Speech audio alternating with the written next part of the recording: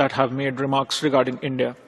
We are compelled, once again, to address provocations from a country whose own leadership recently likened it to a dump truck, perhaps an inadvertently apt metaphor for a state that continues to deposit recycled falsehoods and stale propaganda before this distinguished council.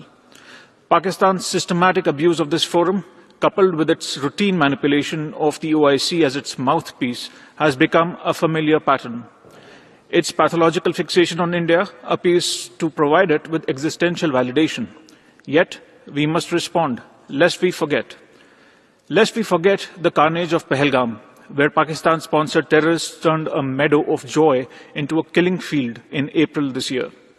Lest we forget 9/11, as the world marks its anniversary tomorrow, even as we witness today the hypocrisy of those who sheltered its mastermind and glorified him as a martyr. Lest we forget Pulwama, Uri, Pathankot, Mumbai. The list is endless, Mr. President. Yet, Pakistan demonstrates the audacity to take the floor today, feigning moral outrage while continuing to finance and shelter the very networks that threaten global security.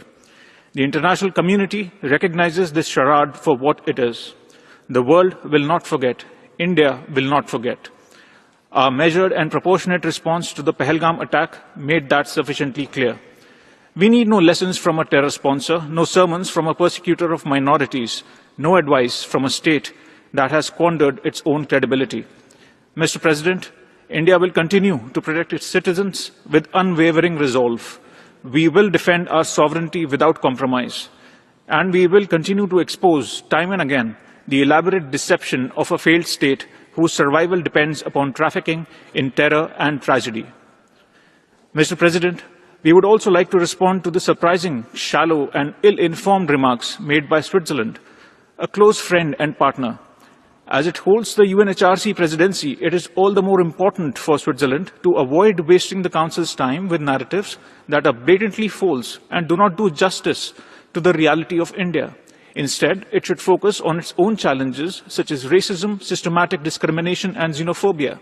As the world's largest, most diverse and vibrant democracy, with a civilizational embrace of pluralism, India remains ready to help Switzerland address these concerns that